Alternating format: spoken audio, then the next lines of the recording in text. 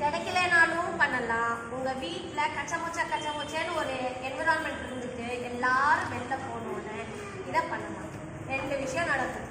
நேற்று எல்லாரும் சயின்ஸ் பற்றி சொன்னோமா, அந்த புவியீர்ப்பு சக்தி டீக்ளட்டர் ஆகி நல்ல எனர்ஜி வருது தான் இந்த exercise. Okay, are you all with me? கனவை நோக்கி போறப்ப சோர்ந்து போயிட்டு என்னமோ சுமைய தூக்கிட்டு போற மாதிரி போகக்கூடாது. ஜாலியா போகணும், வைப்ரண்டா போகணும், டைனமிக்கா போகணும். புரியுதா? Okay, so first thing is personal health. Health எல்லாருக்கும் நல்லா இருக்கான்னு கேட்டா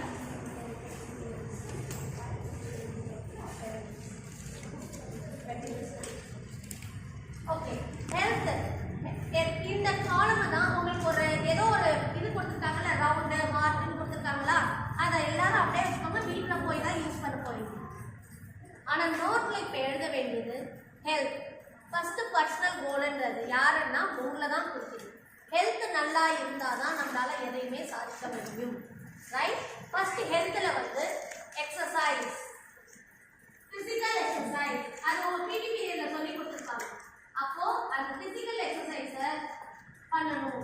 மேம் இல்லை நான் துணிக்காய போடுறேன், எங்க அம்மாவுக்கு மாவாட்டுறேன், தட் இஸ் ஆல் தேட். அதெல்லாம் தாண்டி இல்லைனாலும் பரவாயில்ல. என்ன பண்றீங்கன்னா 2 விஷயம் ரொம்ப இம்பார்ட்டண்டான ஒரு விஷயம். கண்ணு நிறைய படிக்கிறீங்க, அதே மாதிரி என்ன பண்றோம், கண்ணை வந்து மொபைல் யூஸ் பண்றோம். கரெக்டா? ஸோ ஐ ரொட்டேஷன் எக்ஸசைஸ் இருக்கு தெரியுமா? அப் டவுன் அதை பண்ணியே ஆகணும். அடுத்தது தோப்புக்கரணம் 9 டைம்ஸ் போடணும். தோப்புக்கரணம் தெரியும் இல்லையா?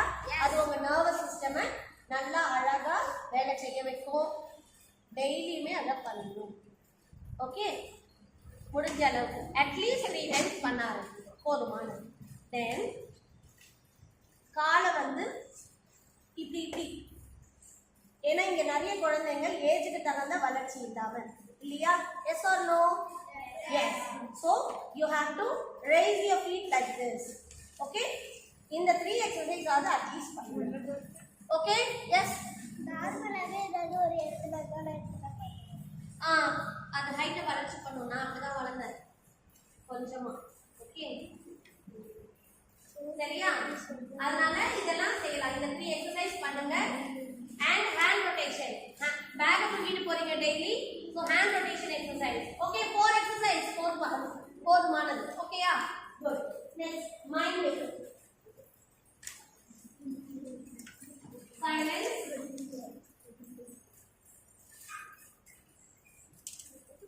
Okay, any chanting you wanted to do it, you can do it. இல்லனா AENOU vowels இல்ல,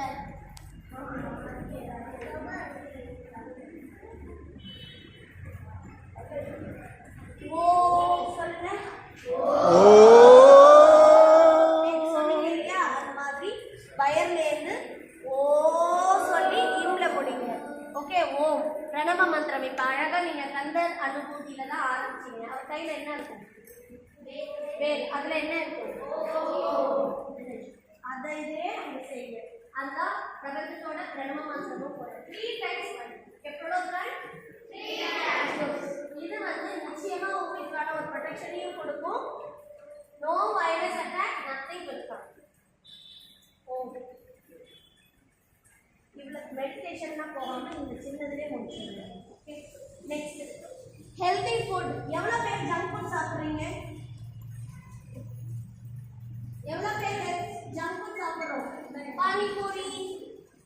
very good, thank you for being open. Very good, அப்பா சூப்பர். ஓகே, லேஸ் எல்லாம் கை கீழே போடுங்க. சம்டைம்ஸ், தேங்க்யூ, கீழே போடுங்க. வாரத்தில் ஒரு நாள் மட்டும், வாரத்தில் ஒரு நாள் ஓகே, மற்ற எல்லா நாளும் ஹெல்தி ஃபுட் தான். 1 day is maida free day. என்ன free day? Maida free day. What is maida? எந்த பொருளில் இருக்கு, எந்த சமையலில் இருக்கும் மைதா? சமோசா. Okay, fine.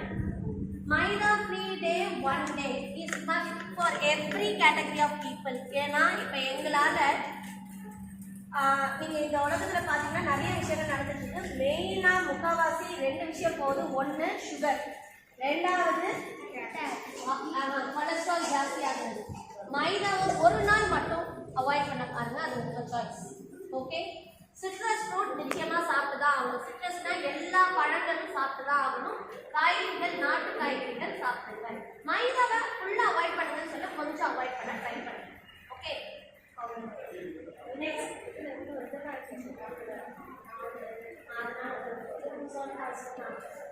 பண்ணிக்கிட்டு வீட்டில் அம்மா கிட்ட கேளுங்க. நாட்டு சக்கரை,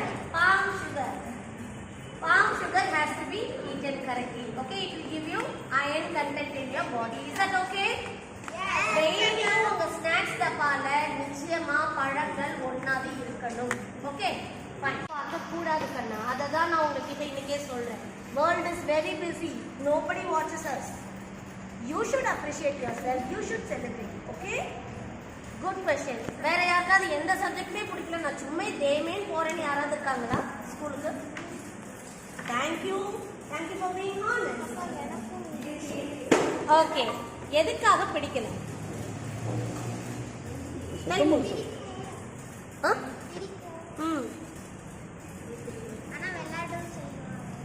ஓகே, உட்காருங்க. உங்களுக்கு பேலன்சிங்க்கு தேவை. ஆனால் நல்ல மார்க் எடுக்கிறீங்களா எல்லாத்தையும்? இல்லையா? ஆமாம் இல்லை. ஓகே, நான் சொல்கிறேன். What is your problem? சொல்லி கொடுக்குறது புரிய மாட்டேங்குது. Sit down. I will tell you. Super. பிடிக்காததை ஆல்ரெடி ஃப்ரெண்ட் ஆக்கிட்டீங்க.